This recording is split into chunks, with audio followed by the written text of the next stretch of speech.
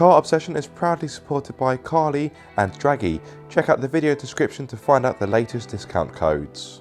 Hello guys, welcome back to Car Obsession and welcome to another walk around. If you are new to my channel, firstly hello, thank you for joining me, my name's Aaron. Secondly, my walk around videos are pretty much a static review of the car, therefore if you're looking for driving content that won't come in this video but will come in future videos, so be sure to subscribe and to click the bell icon. Anyway, that aside, this week I'm delighted to say I'm joined by the brand new Hyundai i20N. This is the second car to be churned out of Hyundai's N division following the big success of the car's bigger brother, the i30N, which I've driven and enjoyed quite a lot.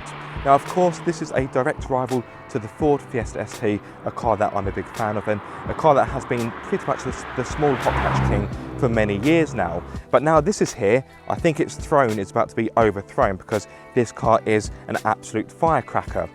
This has a starting price of £25,250, which I believe is cheaper than the Fiesta ST. And get this, not only does this give you a 5-year warranty, but that warranty is also extended to track usage. So that's how confident Hyundai is in this product, how much it believes in it, that they are prepared to go, you know what, not only will we give you a 5-year warranty, but we'll let you spank it around the racetrack, and if something goes wrong, we'll cover it. Now, of course, if it's driver error and you end up in an Armco, I think Hyundai will tell you to get lost. Now, in regard to what you get as standard, you get end styling, of course. You get quite a chunky exhaust pipe, which I like. LED lights both at the rear and at the front. 18-inch alloys, which are wrapped with Pirelli P0 alloys. Keyless entry, tinted rear windows, and I've got a digital display, a 10.25-inch touchscreen, which I will show you in due course.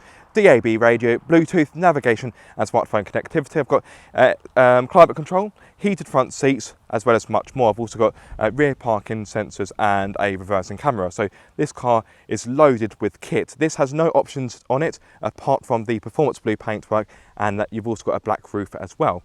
So this paintwork is £550, and of course the performance blue is the trademark colour of the Hyundai N division. So if you see a car in this colour, you know it's a fast one.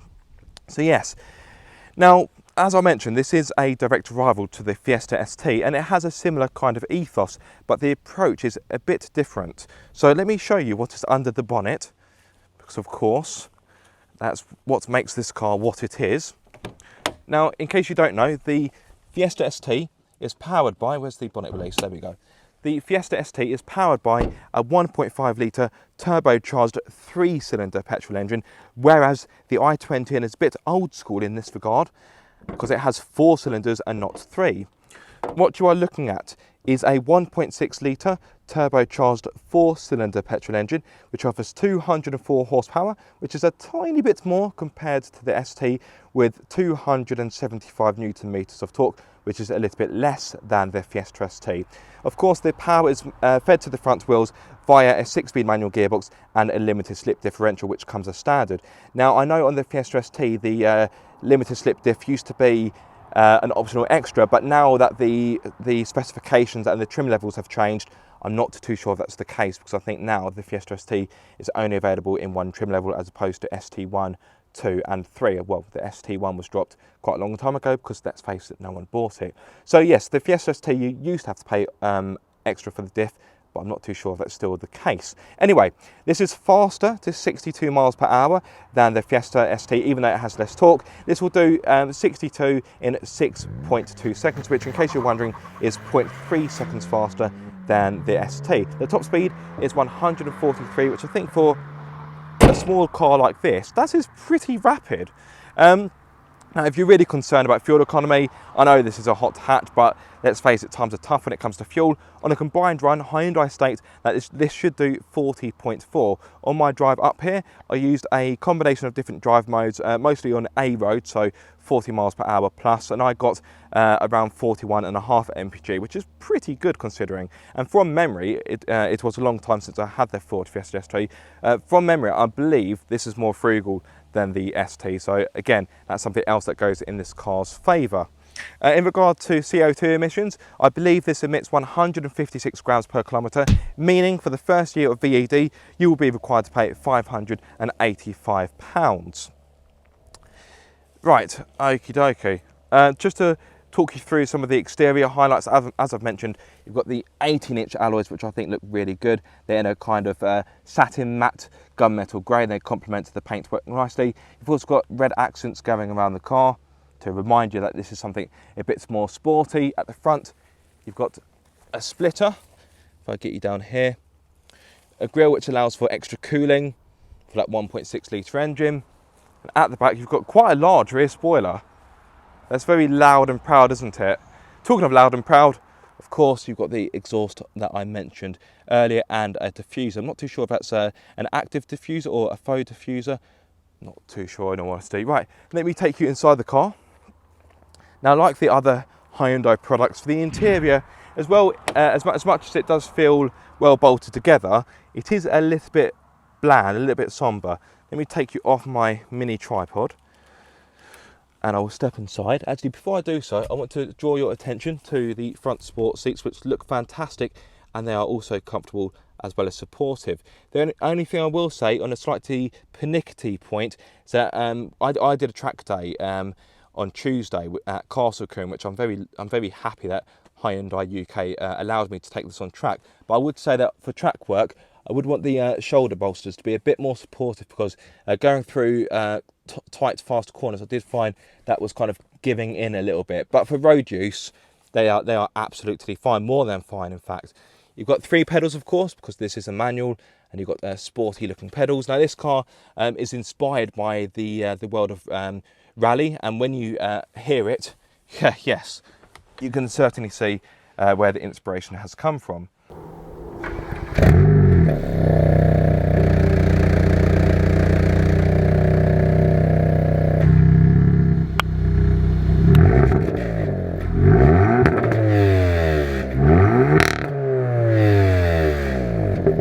So the interior, like I say, isn't the most exciting, but you do get a large touchscreen. In fact, let me load everything up. You will get a few bongs. So you've got a 10.25 inch touchscreen, as well as a digital display, which I also believe is 10.25 inches. Now, of course, with this being a modern hot hatch, you have a choice of drive modes. So you've got this button down here, which I would argue is redundant, because you've got 2 buttons on the steering wheel. So this gives you your standard drive mode. So you've got Eco, Normal, and Sport. But on the right hand side, you've got another N button. That gives you the N mode. So let me show you the transition, because it's pretty cool. There we go. You get a nice ring of fire. I like that, as if someone's poured petrol and then lit it. So you've got N and N Custom. Now, unlike the i20N and the Kona N, this hasn't got adaptive dampers, as I'm sure you would expect, with this being a small car. So even in custom mode, you can't do anything with the ride, and the ride is quite firm. Now, if you've spotted this, that's not part of the car, that's part of my filming equipment. That's just a mount for my GoPro. So if you're thinking, oh, does that come with the car? No, normally that wouldn't be there. So that's just for filming purposes. Let me zoom out. Oh, I am zoomed out, fair enough. So the touchscreen's got a good look to it, although I have found it to be a little bit laggy in my experience. So you've got the M mode, and you've got all manner of different things you can do here. You can check the oil temperature, engine temperature, throttle, how much throttle you're using. You've got a lap timer. You can preload circuits that are built into the car.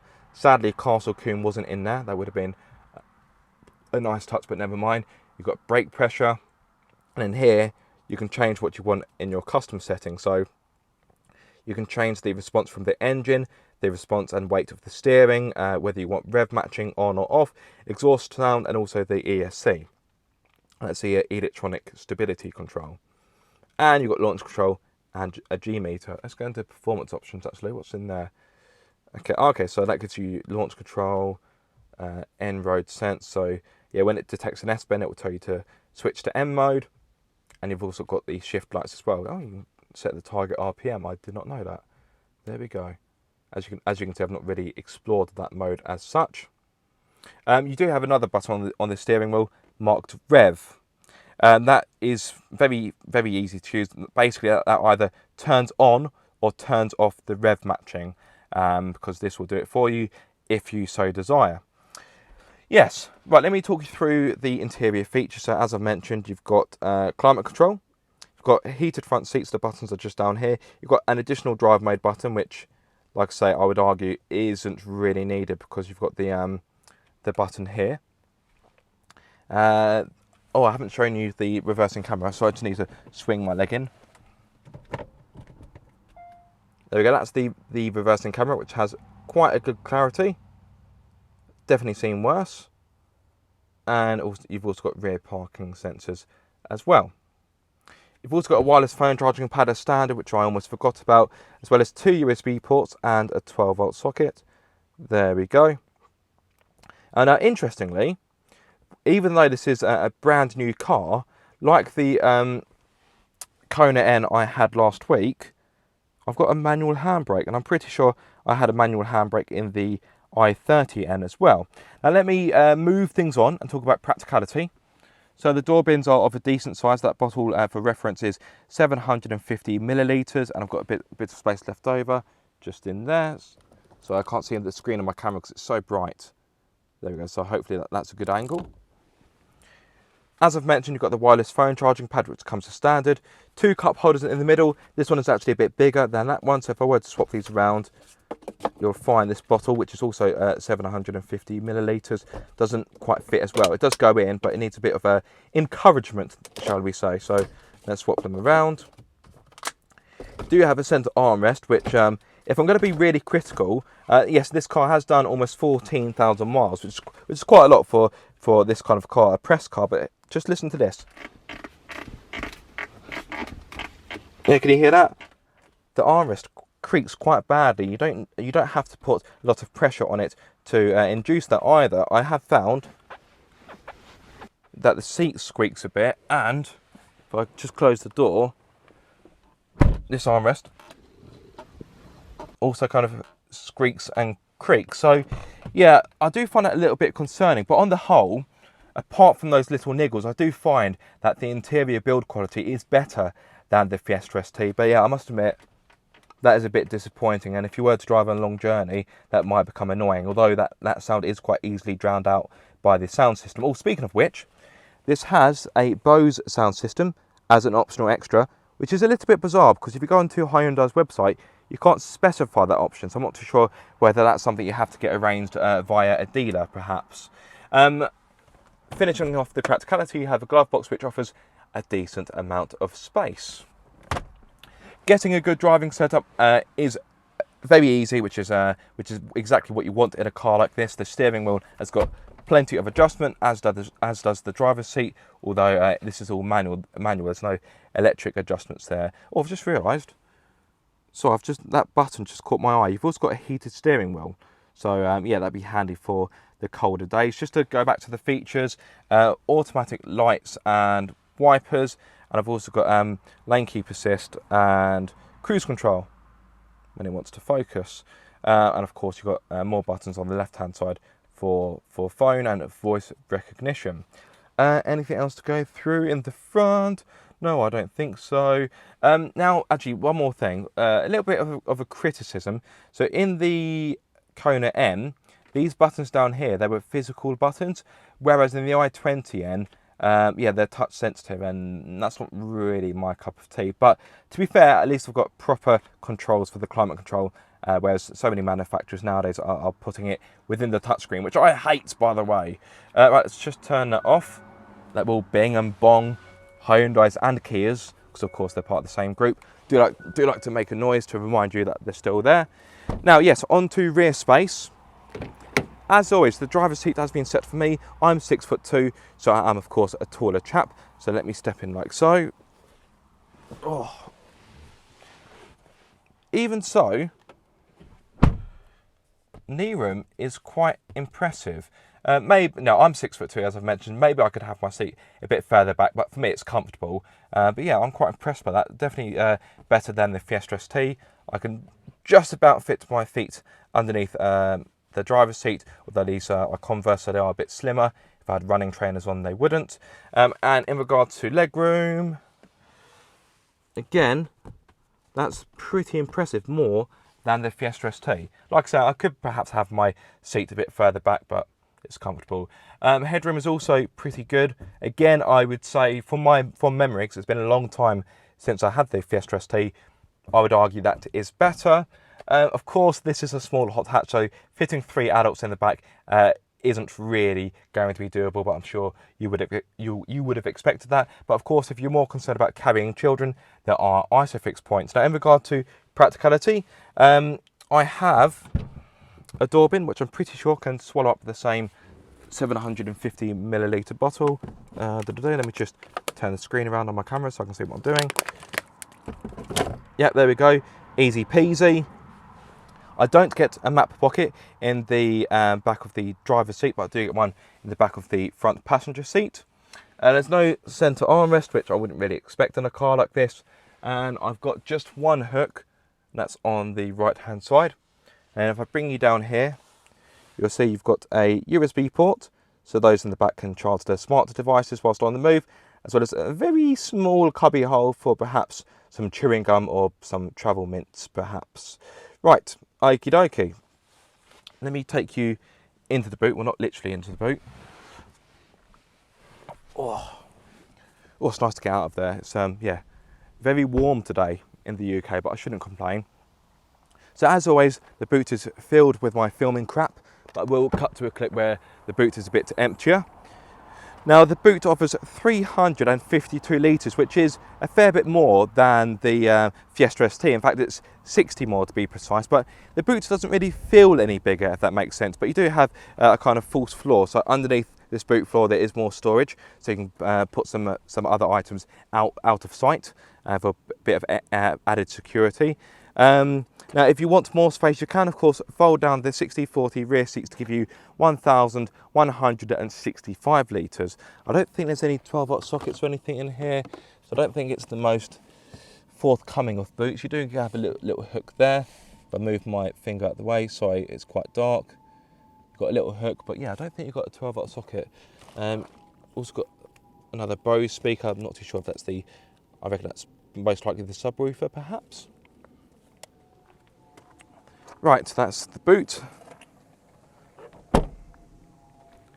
And there we go, guys. If you've got any questions about this car, drop them in the comment section. I will answer as quickly as I can and to the best of my ability. Now, for those of you wondering, if you are new to my channel, this isn't my car.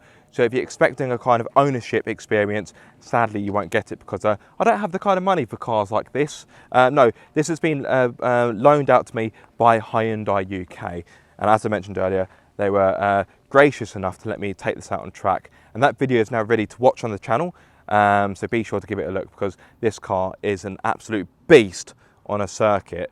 Now, some of you may be asking, this or a Fiesta ST? Now, when I drove this briefly last year, and at the time I only drove it for about 20 minutes. At the time, I think I would have chosen the ST. Now I've lived with this car for a week and also had the opportunity to take it out on track.